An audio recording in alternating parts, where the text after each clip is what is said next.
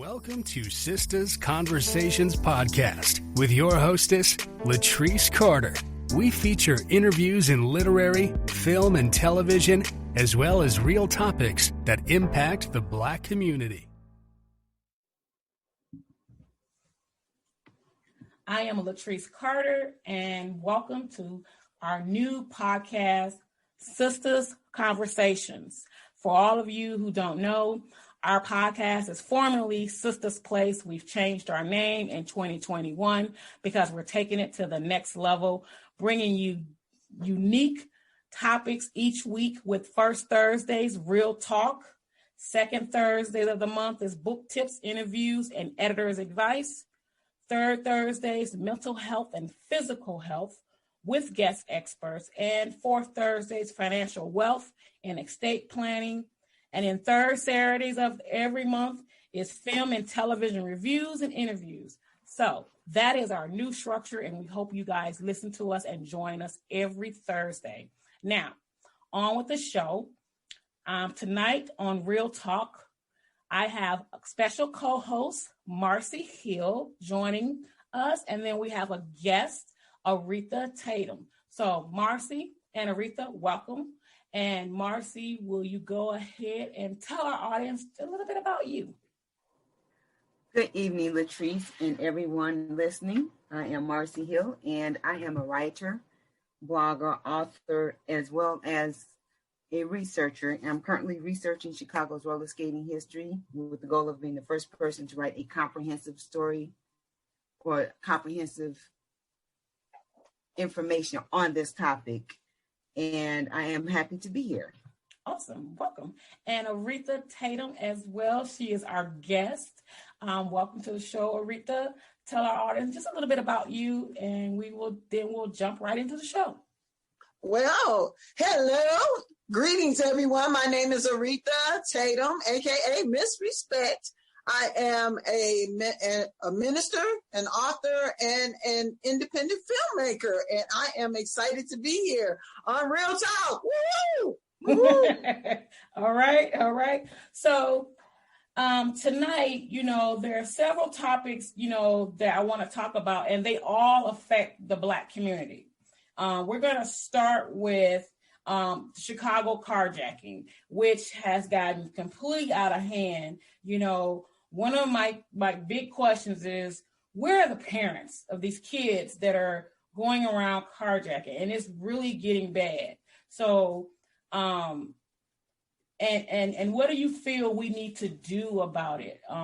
So we'll start with Marice, and then Aretha, you can chime in. As I hear about all of the carjackings going on, a lot of times, according to the news, they're young people, typically teenagers. Mm-hmm. And to your question, where are the parents in the Black community? Sometimes they're working, mm-hmm. because a lot of women are the sole providers of their families. And then sometimes there aren't many, which is why you have a lot of grandparents raising grandchildren in our community. So I've thought about that a lot, and it's just not a simple solution. And if you look back historically, a lot of the street has actually raised a lot of young people, mm-hmm. and it seems like that's what's going on now. Mm-hmm. They're just choosing the wrong influences in their lives. Mm-hmm. Aretha, what do you think? What are your thoughts? I actually was thinking the same thing about where are the parents, and just as Marice said, a lot of the parents may be too busy with trying to, make ends meet to even really pay attention to the kids.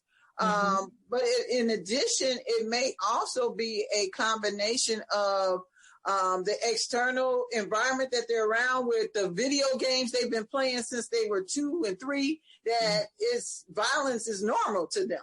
So, mm-hmm.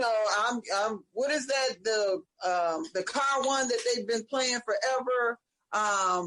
I forgot the name of it, but some of these video games that when those were introduced into the home, it's been some years now. So you get desensitized to the fact that if you're playing, and pretending to shoot and kill somebody, for hours a day, for, months at a time.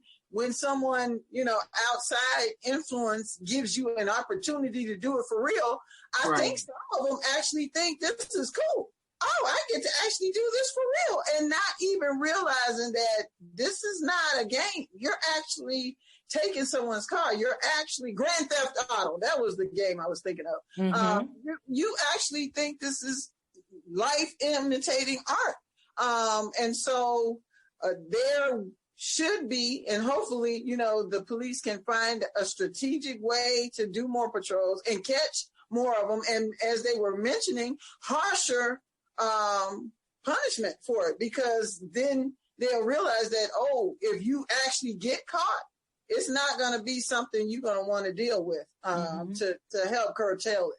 Mm-hmm. So do you think they should charge these young people as an adult? Because the ones that they have arrested are 14 and 15 years old. And I know Grand Theft Auto is a felony. 14, 15. Mm-hmm. Do they know now what they do? Yes, I'm not so sure about that. Mm-hmm. They know what they're doing. So because of that, and the violence that's with it, because they're not just, some people are giving up the cars and they're still shooting. Right, they're still shooting them. Yep. Then you definitely need to deal with some adult discipline. Mm-hmm. Mm-hmm. Absolutely. And I was listening to the news the other day, and they said that they were trying to punish them on a federal level, but it's difficult because the people are taking cars from one set of people to commit crimes. So they said it's a challenge to actually trace these people back to the first car, because they're changing plates. It's difficult to trace it back to the first crime because they're changing plates and everything. So this is not, they know what they're doing. Yeah. And even if the teenagers are being coached, that's the word I'm using, by somebody older, you do have the option to say no. Right. So unless they had a gun to their heads when they told them they had to do it, which changes the situation. But these people are just terrorizing drivers. Yeah. It's really gotten out of hand, and I think it also, it does go back to the product of their environment where, what they're used to, what the norm is for them, not having structure. And I think that them getting treated as an adult is, going to jail. For some, it might wake them up. For others, I'm not sure, because, how they talk. Oh, I'm hard. Okay. We're going to see how hard you're going to be when you go behind these bars and you get tried as an adult instead of a juvenile. But then I want to know, like, the young people that are doing it, because women are doing it too. Yeah. A lot of times on the news, they show young men, but women are doing it too. But my question is, what do these people have records already? Because we look at them and say they're teenagers, but some kids started accumulating records in like 9 and 10 years old. Jesus. Yeah, and I mean, that is so unfortunate when you look at it and they say, well, they have the rap sheet longer than their arm. Yeah, they still teenagers, but they start early. Mm-hmm. And then this generation has a level of, I don't care, I'm not scared. And that's scary too, because they really don't care about punishment. And I actually wonder how much they care about life, their own. Right. So do you all think that for them to go to jail, do you think that they will learn from it or be reformed? That might be the wrong word that I'm using, but at some point, something has to give in order to make them see that what they're doing is wrong. the thing that needs to give, unfortunately, somebody needs to get shot. Oh. No, really, because Yeah. I mean, they're bold and bad enough to pull out a gun, right? Mm-hmm. And they are still shooting the people, even though the people give over their goods. Yeah. So until they see that citizens are fighting back or shooting back, and that's unfortunate. Yeah. But you roll up on me, you can have it. But why do you need to hurt me in the process? Right. I gave you what you asked for, or you took what you wanted. Mm-hmm.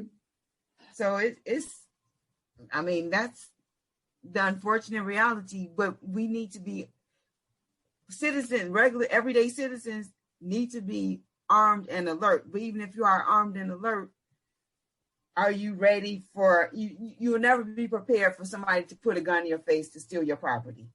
Very true. Very true. Your thoughts, Aretha? When you lock someone up, it's still 50-50. Some people learn from it. Some people will not, and will end up going down that road. So you don't know. Unfortunately, it's slightly different, but my brother was, youngest brother was killed by a drive-by shooter. Oh, really? But when they finally caught up with him, he actually was arrested for multiple murders, and he's doing double life. Oh, wow. So he didn't stop at killing one person. He just was shooting people with no regard. At the time, he was 23. Wow. So, Wow. That was his life.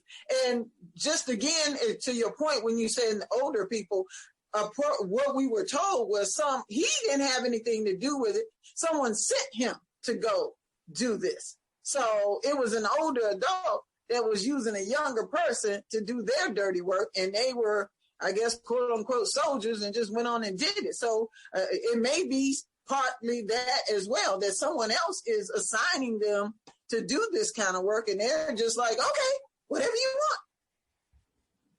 want. Okay.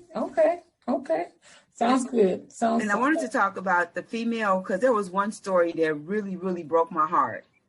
There was a young lady, I forgot which neighborhood. She was walking to her car, and a lady approached her and hit her with a crowbar to take her car. The young lady fought back, and the attacker didn't get it. But that's one of those things where typically women are more social, so we have to be more on alert now, because we're so quick to help other people. And I don't know what the interaction was when a young lady approached the driver, but she approached this woman and then she hit her with a crowbar. Oh, wow. And I'm just looking like, I mean, that just broke my heart, because your mind is that idle where all you think about is, oh, I have to hurt somebody. Where are we today? What is this? Mm-hmm. Mm-hmm. The woman, she probably just said, here, take the car. But you're hitting her with a crowbar. And the young lady was on the news. She lived through it. But did they get video of that woman? Right. And what could be the consequence? And I don't know the age of the person, the attacker, but what is the age group of this person, and what would be the correct consequence for her? Right. Yeah, it is heartbreaking, especially when I saw the one where the lady gave up her truck and they shot her in the back, and she's paralyzed for the rest of her life. And that's very disheartening.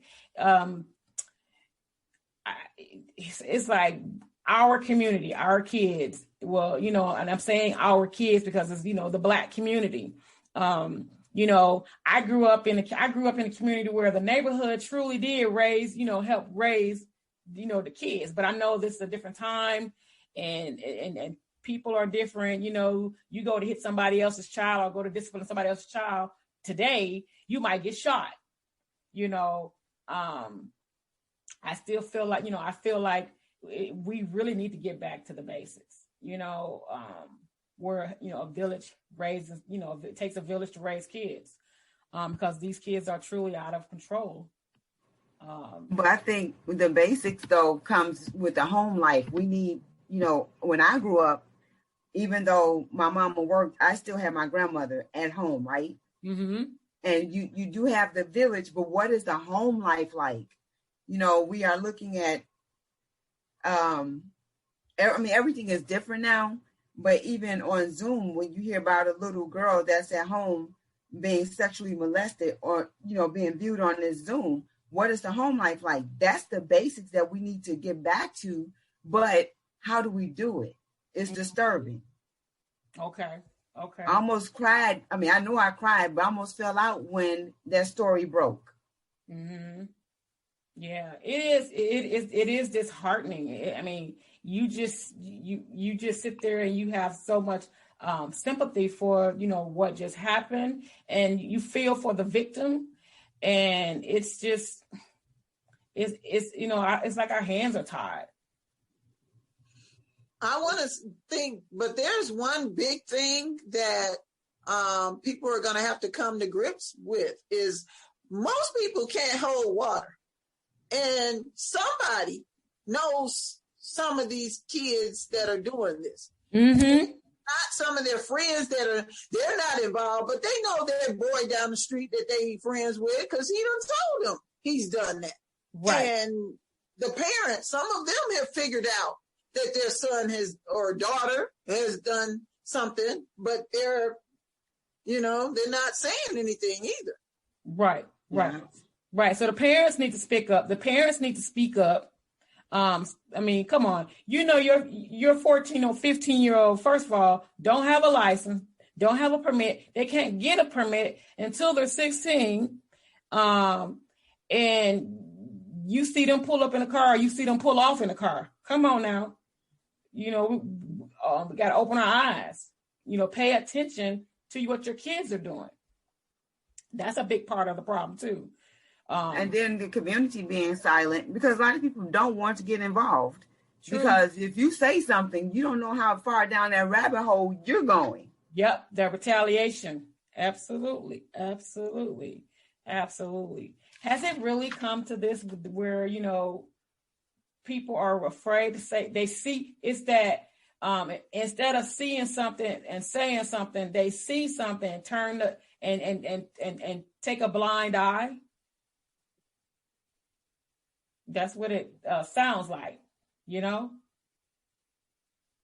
say yes in general, mostly because, on my block, most of the people are seniors. They're not saying anything.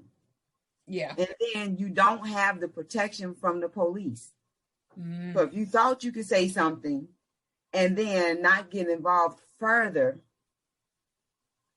you might be more apt to do it. But then, you, like I said, you don't know how far down the rabbit hole you're going when you say something. You want to help, but you don't want to be involved in this situation and then appearing in court. That's your life right there. Right. Because now they see you. Mm-hmm. So it's a lot. It's deep. It is. It really is. Aretha, any closing remarks for this topic that you want to chime in on? It's going to take something drastic to shift this momentum. Something drastic on the part of everybody involved. The police stepping up their game, the neighborhood starting to get sick and tired of this, and it's like, okay, we gonna have to say something or do something. It can't be just one or the other, because there will be holes in it and it'll keep going. It has to be, the only way to lock it down is if it gets locked down on all sides. So we'll see if that happens. Yeah. So we'll be keeping our eyes and ears open, watching what's going to happen in Chicago with the Chicago police, with the Chicago carjackings. Are they going to put out more patrols? What are they going to do to enforce this, to help eliminate so many carjackings, especially we're still in a pandemic. We're still in COVID. So, and it's just, everything is just going bananas since we've been in COVID. And that leads me right into our next topic, checks. Well, I know we've all seen how other countries, they are actually, getting money monthly versus the U.S. The U.S. has done 2 payments. There's still some Americans who have not gotten their second installment of the stimulus check. And one of my concerns is that, as we get this, and I think I'm probably speaking from an accountant perspective, who gonna pay this money back? How are they going to recoup this? Because I feel like, we're getting this money, but is it tax-free or is it truly free? What do you think, Aretha? It's supposed to be tax-free money that you're getting. Mm-hmm. And then the other thing is we have a system, quote unquote, where, money has value supposedly, but does it really? What is it based on? So we print money all the time. So is there anything that really supports the money that's in circulation anymore? And is it the same with the other countries? Do they actually have something that backs that money, or is it just on paper? Like depreciation is on paper. It's not an actual expense that you pay out directly. So are the other countries just aware that, okay, we can do what we want to do, so we can just keep the economy going by just pumping money into it so people Mm-hmm. will have money to live? Mm-hmm. And then with us, are we trying to make it seem as if we actually have something backing the money up and just being plain stingy with it? Because people need money to live. People are struggling. Businesses are struggling. Absolutely. If they can find a way to keep pumping money to keep it circulating, Mm-hmm. I'm thinking they should. And at the end of the day, it will help because people will still be able to, survive. When you got people who are not surviving, that's why you're going to have more scams. Mm-hmm. You're going to have more crime. You're going to have, Mm-hmm. because people get desperate. And then once you get really desperate, anything by any means necessary becomes a lot of the mantra for people. Absolutely. And there was talks. I was reading an article where some of the Democrats were proposing that they pay $2,000 till the end of the summer to kind of get the economy going, because they were saying there's the unemployment rate is at a historical high. And some people, are struggling really bad, and that by giving $2,000 a month, that will help those families, and help those families stay in their homes. The big debate is, do we think that bill will pass? I'm a little on the fence. I don't feel like they'll come together. The Republicans and the Democrats, and come together and say, yes, let's give families $2,000 a month to help them and extend the unemployment state and federal benefits to those families, for those who are unemployed, because there's still people who have yet to get their unemployment benefits because of all the scams and identity fraud. Marice? I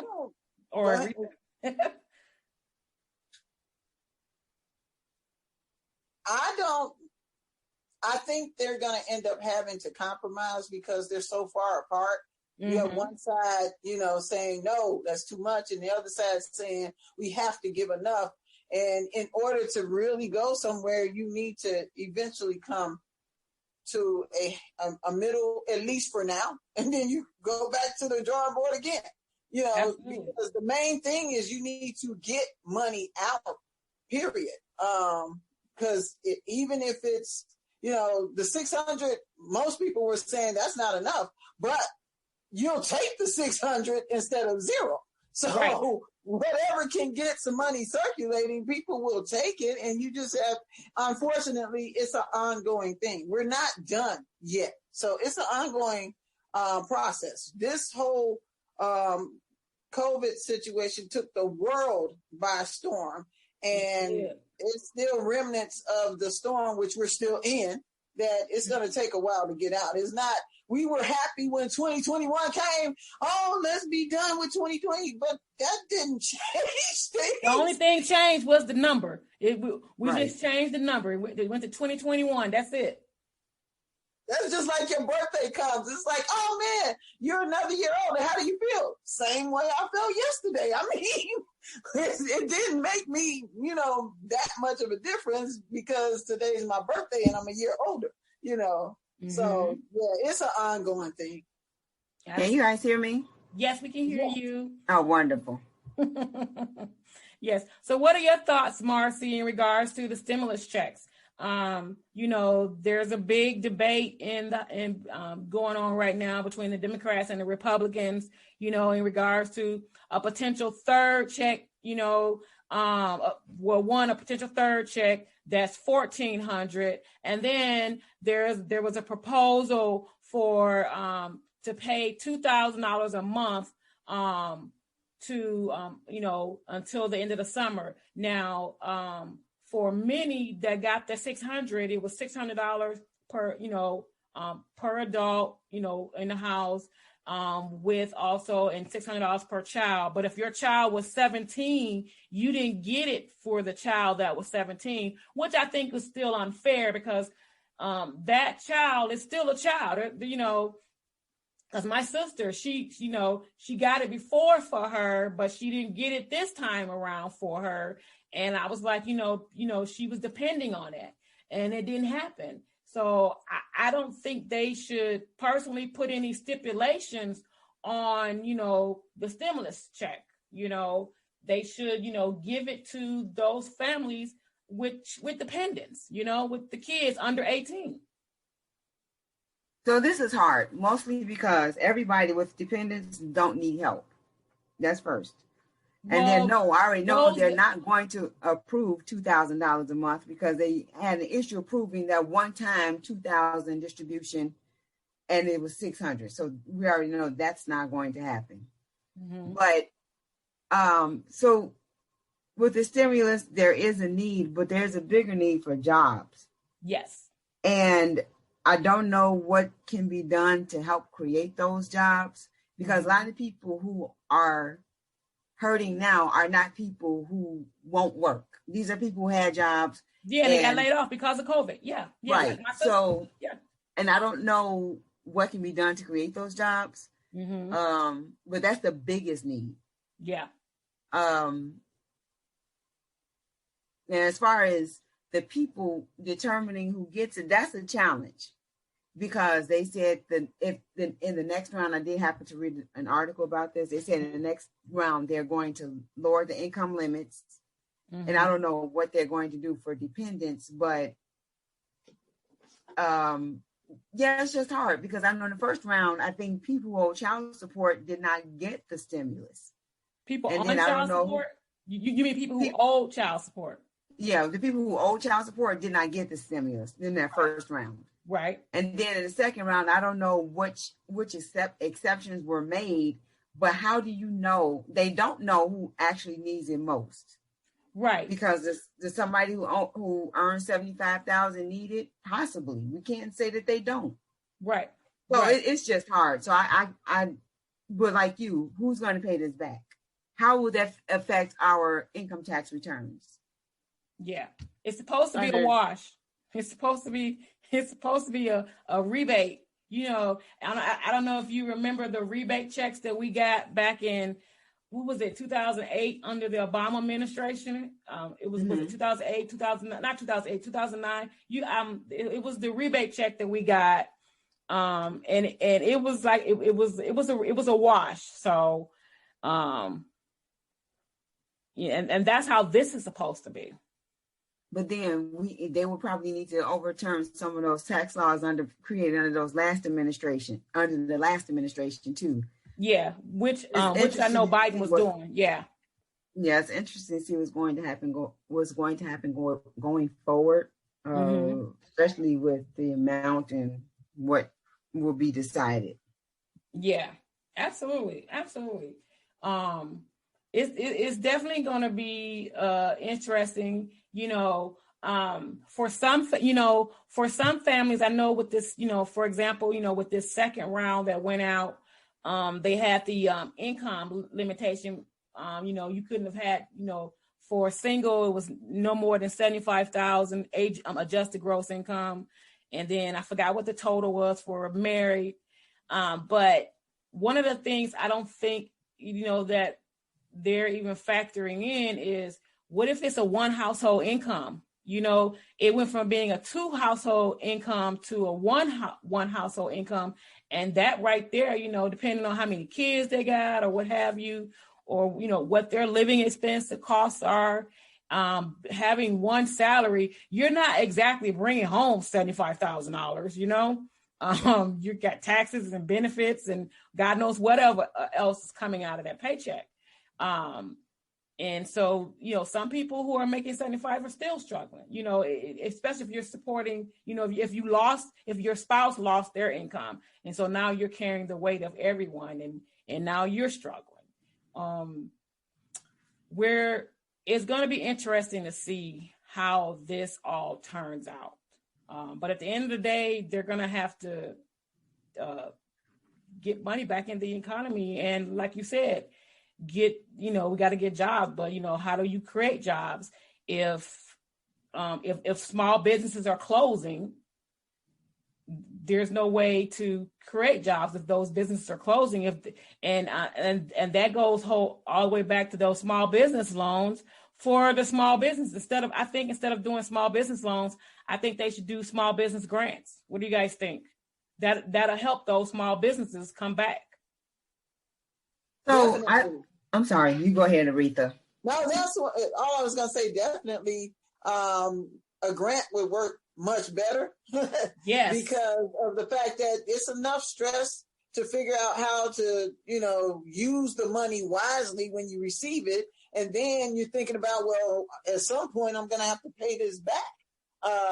And that is not a good fix, because that business may stay afloat for a while with the loan, but then when it's time to pay it back, that might do them in. Yeah.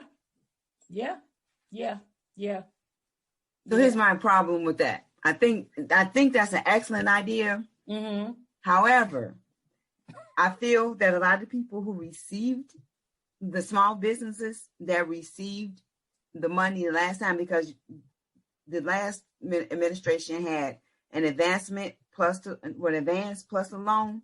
So the advance was a grant and the loan you had to take out. There are a lot of people who applied for that, got it, but they weren't businesses per se. So now you can't distinguish who's legit and who's not. Mm-hmm. Mm-hmm. Because I work for a government agency, and this guy came in and he said this guy could not read. And I hate to be stereotypical, but I know he has a record. And he said his aunt told him to come and complete some paperwork. And I know the only reason why he was completing that paperwork so he could look legit when he applied for the loan or the advance that they were giving. Mm. And you had a lot of people, and I spoke to a few people who are accountants and other professions like that. They said, oh, I know people got it and they don't have businesses. Yes. There is a major small business. So for the small business loans, there are some people who file for those small business loans and grants that are not legitimate businesses, and they got tens of thousands. They got a lot of money, and I told a few people that actually did it. I said, you know that you're gonna go to jail because there is gonna be an audit. I said that's a federal crime. That's federal money. Right. That you are falsifying. Because and I said, you actually check the box that you are telling the truth when you do not have a legitimate business. No business at all. They just felt like the man owes them money. I said, and you're hurting the small businesses that really do need the money. Yeah, I'm sorry.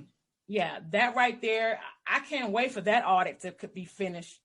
But on the flip side, you have the companies like Potbelly and other large companies that dipped into the pot and got the money that could have been, and I guess the money was supposed to go to smaller businesses. But these large corporations got them too. So how do you distinguish and I think everything happened so fast, so there weren't systems in place to do the checks and balances. Mm-hmm. Everything under COVID happened so fast. So I can see how the scams, how they took place. Mm-hmm. Because, I work for the state of Illinois. We were told on Monday that we might not come back last year because of COVID. But then Wednesday, we're at home. Mm-hmm. And then if you work for the unemployment office, I don't know how large their staff is, but what was in place to help these people? And then under the last administration, now we're about to give out loans to small businesses. How much time do they have to think that out? Right. And what protocols were in place to put it all together and then to follow up the checks and balances. Mm-hmm. So there's the need, but it's just hard because of the fraudulent folks out here that's making it hard for legitimate people and businesses. Absolutely. I agree with you. Aretha, your thoughts? Yeah, exactly. I agree with what Marice said. When COVID hit, everyone ended up in emergency mode. And you know what happens when you're in emergency mode? There's a big crack in the systems. You just trying to get as much as you can get done the best way you can. And it was, as Marice said, with the state level, with the federal level, I actually was laughing because it was kind of funny when, not funny, but, it was interesting when they first did the stimulus checks and people forgot because they didn't realize when they started saying, how did my tax preparer get my stimulus check? And I'm thinking, duh, you got a loan. That was not the IRS paying you. That was the company that you had do your taxes. They filed your taxes and the actual money from the IRS went to them. So the IRS only had their bank account information. They didn't have your bank account information. Wow. And that's how that ended up being a big fiasco because, again, you're in emergency mode. So they just started sending out the checks to these bank accounts, and some of the bank accounts were just the preparers because everyone was in hurry up and get this done, and we not thinking it all through because we trying to get it done. So that's the unfortunate thing with what the whole world is like right now. And honestly, it's going to take probably a couple of years before you discover how many things may have fallen through the cracks as a result of this fast shutdown that we went through. Absolutely. And then a lot of people, like you said, did not get their first checks. Some people did not get their second checks. We're now in tax season, and I'm wondering how will federal and state entities work on that because, especially federal. So I didn't get my money from these two stimulus checks. I'm about to file for my state taxes. My federal income taxes. And what system is in place to manage that? Because government is not the most efficient. They're not the most efficient entities. Well, one of the things that they said that they were putting in place, if you didn't get your stimulus checks, when you file your tax return, there is going to be a question, and when you file with whoever your tax preparer is for the stimulus rebate, so you will get it added to your tax return. if you answer the following, there's some questions that you'll have to answer in regards to whether or not you got your stimulus checks, first one or second one. So they'll just add it to your tax return, which, millions of Americans who didn't get theirs, they're actually depending on it, and I'm very happy they did move up the processing date of federal tax returns, because originally the IRS, before the old administration ended, they weren't going to start processing tax returns until February 21st. And now it's been moved up to February 12th. Oh, sweet. Yeah. Aretha, did you want to add anything? I heard that it's a credit that you're going to have to put on your tax return. Yep. They have that added to the form so that you can actually do that. And I actually used to work for the IRS, so I can't even imagine what they're dealing with right now. Especially a lot of them are working remotely. That's a whole nother, issue to deal with when you're trying to do everything and you're not even in the office. So that's inefficiency upon inefficiency, because everybody does not have a good work ethic at home. You're right. And then I mean, we've seen government employees, and I look at my coworkers who are lazy, right? So I can't even imagine if they were at home saying it. Yeah, I just hope everybody get their money. Yeah. Their stimulus checks 1, 2, 3, and their income taxes, and that they are not victims of fraud, because it's deep. It's happening. Absolutely. Especially if a scammer files a tax return file their, a tax return if they got your W-2s. Yeah. Woo, Jesus. But I have a question though, and I don't know if you ladies can answer it. For the people whose stimulus checks went to their preparers, do they get their money? I mean, how does that work? Yes, they do. My sisters use tax. For example, one of my sisters uses Tax Act, and so her money went to Tax Act. Tax Act then transferred to them, because Tax Act uses a bank called Republic Trust. And so the money went there, and then the money was transferred from there to her bank account. So yes, they do get their money. But what if you working on that to get their money? They were reversing. It was a whole big process. It was a very big delay. My sister didn't get hers in like the beginning of January. She literally just got her stimulus check like probably a week ago, because remember they said the deadline was January 15th. If you didn't get your stuff by January 15th, you had to file that. You had to take that credit on your tax return. Well, Tax Act, she called me about it, being an accountant, and I was like reading the emails. I was like, well, Tax Act has been in communication with the IRS. They're working with them because the IRS sent the money. And they sent the money to wrong bank accounts.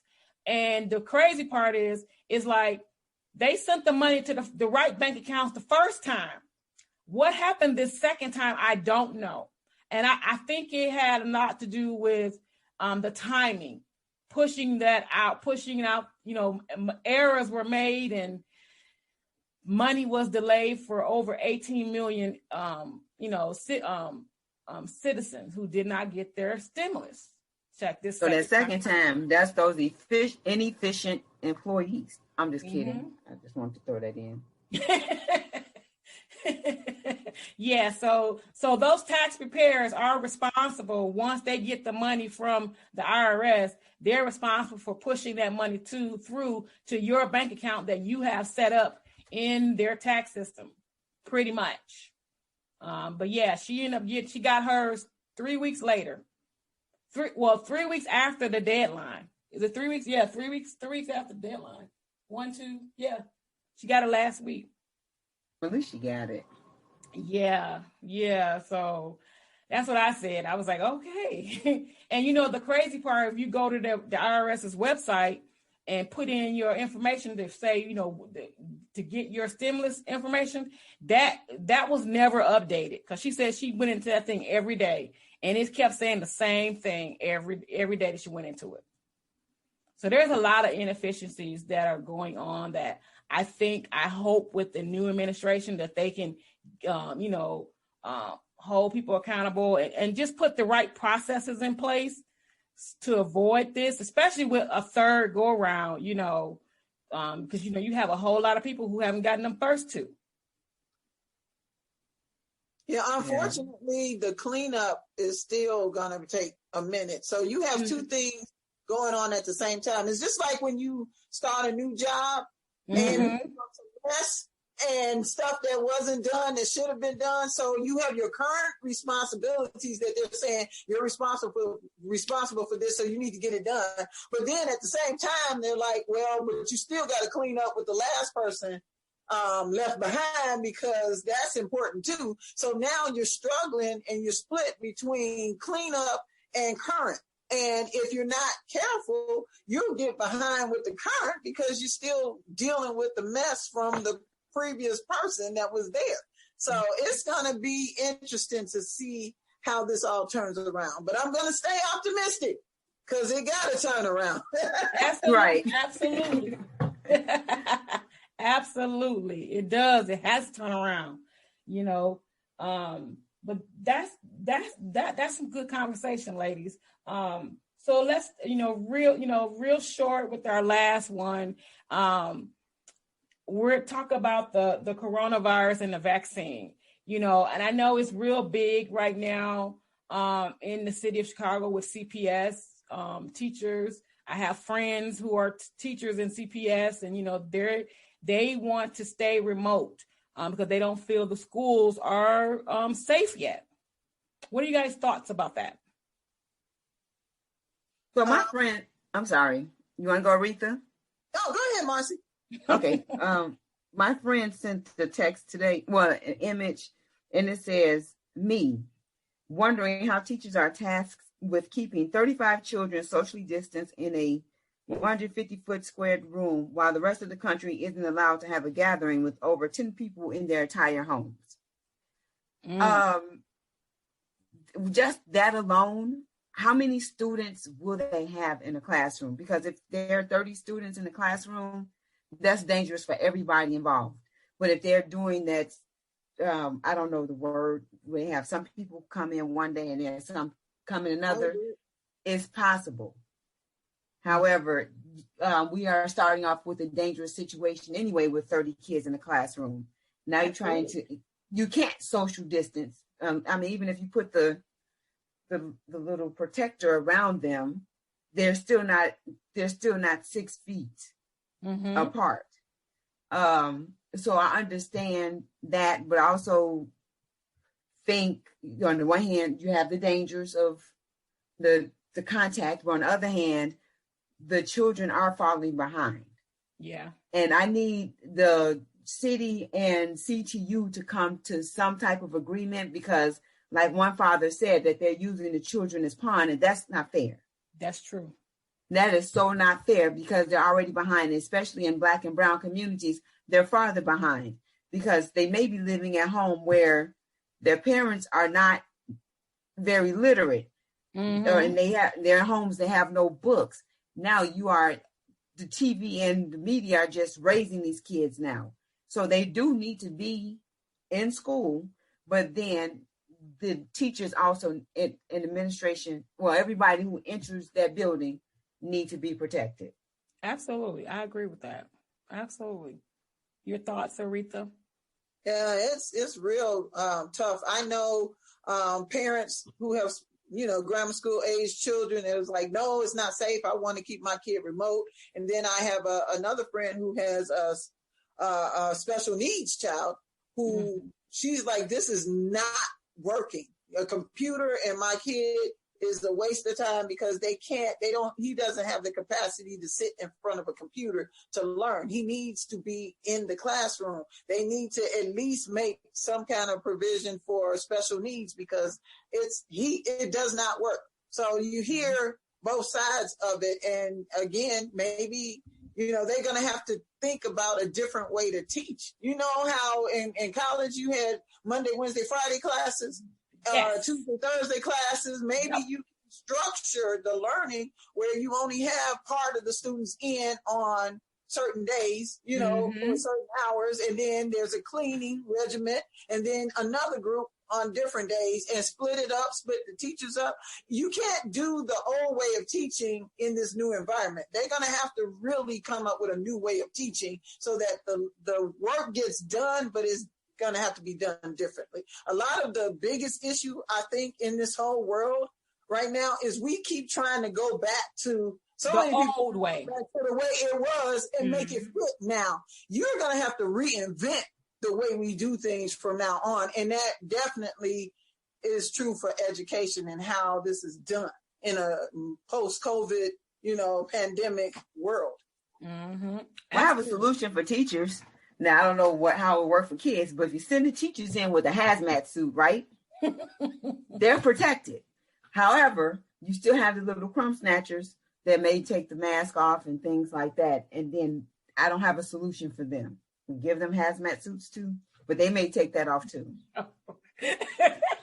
I'm sorry, Marice. It might not be logical, but I was like, well, if everybody has that's that. not going to work.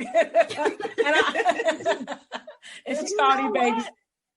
Yeah, I actually have a friend who she has what is it? Something with her respiratory. She has a respiratory illness. She literally does have a hazmat suit when she goes. She still goes to the store and everything else. And she said people do look at her like she's crazy, but she's like, I'm not playing. But she's safe. Your girl is good. She said, though, that suit is hot. She has to wear some shorts because it's hot in that suit, but she is wearing one, and it's normal for her to wear that suit. Oh, wow. Yeah, wow. It's hard, but I think if they did like Aretha said, some students in one day and then other students in another day, and they halfen the class size, it's possible. Because like a Monday, Wednesday group, a Tuesday, Thursday group. Yeah. Right. And then anybody that needs additional assistance, because you can have those students. Exactly. And everybody wear a mask and a face shield. Yes, face shields is a must. Absolutely, because when they sneeze and when they sneeze, they need to change. They need to change masks. You need to go clean your face. You need to clean your shield, because sneezing and keeping it on, that ain't working. No, you just send the kid home if they sneeze. I'm just kidding. You don't send them home. Yeah, but it's just hard. Not I understand. And then they were talking about all of the things that the teachers requested, and I don't know if the city is complying with those requests, because it's a lot. Everybody had to put in money in order to maintain and stay afloat, right? Like small businesses and things. And a lot of the Chicago public school buildings are older, because that was an issue before COVID. Yeah. So how much are they willing to invest in the protection of the students, administration, and the teachers? Yeah. Yeah, well, they're going to have to. They're not going to have a choice. Chicago has the highest, come on, the property taxes is ridiculous. Not just property taxes, parking is ridiculous. Take some of that money and fix these schools. That's what they need to do. Upgrade these schools, because it's a lot of money that's being paid out. The cost of living here is, ridiculous, and that's a whole nother topic, whole nother time. But but they need to invest some of that money that they're getting in the parking, because Chicago has one of the highest parking rates in the country. And I was reading that, and I hit the floor. I was like, wow, we're not number 10. We up in the top 3, so I'm like, this is ridiculous, But Letrise, let's get real. We're accountants, right? Yes, we are. What happens when we in these meetings and they're saying we got to bring more money in, And people go with the easiest suggestion. Okay, let's raise the rates and the taxes on parking. Let's raise and they are only thinking about how can we close our quote unquote gap, and we'll just pile on to what they're already taxing, because in the meeting, that's the easiest fix for them. Yep. And unfortunately, when they do look to increase taxes, they're going after citizens. They're not going after the businesses that have the money. Yeah. So that's another thing to consider too, because you look at all these, Chicago has a lot of businesses. But I want to know, and I haven't looked this up, how much are they paying in taxes? Because a lot of people have tax breaks. All these Amazon people coming, they're not paying taxes. Yeah. The commercial property alone downtown, having working in property accounting, the commercial offices downtown, I guarantee you there's some type of that those property owners are not billing the property taxes. They probably have a tax break on those property taxes, so that when they bill it back to the businesses that are occupying those spaces, renting those spaces from them, their property taxes is probably lower than that of someone who has a house or something downtown, or in the city or whatever. But it is expensive. I mean, the property taxes is no joke, but where is the money going? That's my biggest thing. I want to see, I need to see a paper trail. Is that right, Aretha? We need to see a paper trail. We need to see receipts. know where the money is going. But I know one thing, though, from the federal standpoint, if you look at the tax laws, it's interesting that you see the law, and then there's a bunch of exceptions. And I remember when we were learning it, I said, this doesn't make sense. Why is it, this is the law, but this is the exception, this is the exception. Why? Because there's lobbyists that lobby Congress to put the exceptions in for the people that they represent, so that they don't have to pay the same amount of taxes, because they put in the law exceptions for them. So that probably happens across the board at every level of government. And, you want to keep an Amazon here. So it sounds good that we have an Amazon in our city. And so we're going to do what we need to do to keep an Amazon here as much as possible. And then how do we close the gap? Okay, let's put it back on the other people. That's an easy way, and sometimes a lazy way, to come up with money to cover expenses. Absolutely. Well, Sister's Place has a very special January issue. It's a special edition, and the cover speaks for itself. The cover sends a statement, and there's an article written by myself and Marice titled "Time for Change and Healing." And that is, I honestly believe that not only is a reflection of the new administration, but that it should be something that the state of Illinois need to okay, it's time to change, because, like we've all said, we can't continue to try to operate the old way.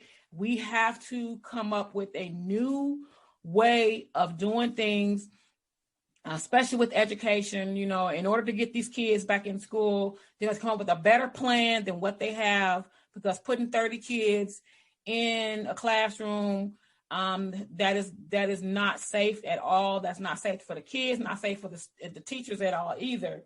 So you guys definitely may want to check out our latest edition. It's available on print and digital on Mad Cloud. There's several articles to read in there as well. And as we all know, we're celebrating Black History, Black History Month all month. 365 days a year, we celebrate us. But last week, we lost a great woman, Cicely Tyson. She is my Black History fact that I just want to share, a little bit. 2 days before she passed, she had just published her book, Just As I Am, a memoir. And I did order it. And it's actually like out of stock right now. Believe it or not, I ordered it last week and it went out of stock. So I'm hoping that they will be restocking so that I can read her book as well and definitely be talking about it. But she is definitely a trailblazer, and we want to send a tribute and love and hugs to the Cicely Tyson family. She was a true trailblazer and inspiration for women in acting, in film and television. A Black woman, to be able to see a beautiful Black woman on, in television and film, sends a beautiful message to our young girls and young actresses and of all ages to inspire to do what she has done. Ladies, do you guys have anything that you want to comment? Regarding Cicely Tyson? Yeah. I do want to say that shouts out to Shonda Rhimes for having her on How to Get Away with Murder, because she did that in that show. And it was great to see history in today's show, because you really don't see older. And I would say that it doesn't matter with Black or white. It's hard. You really don't see older actresses in a lot of shows, film or TV. And it was great to see her in that role on How to Get Away with Murder. Absolutely. Absolutely. Aretha? Yeah, she was phenomenal. I'll never forget seeing the autobiography of Miss Jane Pittman. Yeah, that was great. That was classic. And one of those films you never forget, and you never forget the role that she played in that for my whole life. She was amazing. And to see how she had an actual career, I mean, a lifetime career, doing what she did, she's definitely was an inspiration to so many. And I love the outpouring of all the people that have saluted her, and it's great. But I have to say that, and I always say during Black History Month, when we're talking about people that have done things historically, that history still continues on. And so let me take a shameless moment to plug another trailblazer who is the founder of Sisters Place magazine, Letrise Carter, who's making history herself, because we don't take that for granted that you took a step of faith and you're doing all the things that you're doing, and you're making history as well. So I salute you too. Oh, thank you so much. And you're providing a platform for people who would not have it otherwise. Because there are a lot of people who will never be seen on 257 and all the other cable channels. So many shouts out to you too. Oh, thank you, ladies. Thank you, ladies. Well, you know what? I love you for it. And I salute you too, because you know what? We're all trailblazers. We're creatives. We're all, we're making history for our community, for our, some little girl is going to look up and say, oh, wow, I know her. We are trailblazers. So I salute you ladies too. Thank you so much for that. Everyone, please make sure you pick up Sisters Place Special Edition magazine. 2021 represents change and healing. And yes, I'm going to plug that again, because you got to read this issue. We have switched it to semi-annually so that we can focus on our new podcast, Sisters Conversations, as well as our online articles and more to come as we present new faces, new articles, new categories. Be sure to follow us on Facebook, join our Facebook group, this Sisters Conversations podcast, as well as Sisters Place Book Club. February's book of the month is by Miss Britt Bennett, The Vanishing Half. And I've already started reading it, and I'm telling you, I'm locked. I am already locked in it. So my closing remarks to you. Before I give you guys my closing remarks, I would like for Marice and Aretha to say their closing comments, and then I will give you guys mine as well. Well, I'll go first and just say that although it's still challenging, you're here for a reason. Keep pushing, keep pressing, and don't give up. Beautiful. Well said, Aretha. I like that. And as you stated, healing, as we discussed in the conversation, that people are still trying to do things the old way, but that's no longer working. We need to go, yes, we do need to go back to the basics of family and the community, raising the community, but we also need to move forward because things have changed and we need to change with it. Absolutely. Absolutely. Beautiful. Well said. So until next time, I strongly advise you all to be safe, stay warm, wear your mask, please. Social distancing is important. Practice it. Do it. Be it. Be aware of your surroundings and keep your head up because God is still in control. Until next time, we will talk to you again on Real Talk on Sisters Conversations podcast. Thank you. Thanks to our special guests for joining the show today. Be sure to follow us on your favorite streaming channel so you don't miss a show. We can be heard on Spotify, Apple, iHeartRadio, Spreaker, and YouTube at Sisters Place. Visit our website, www.sistersplace.com, to learn more about us.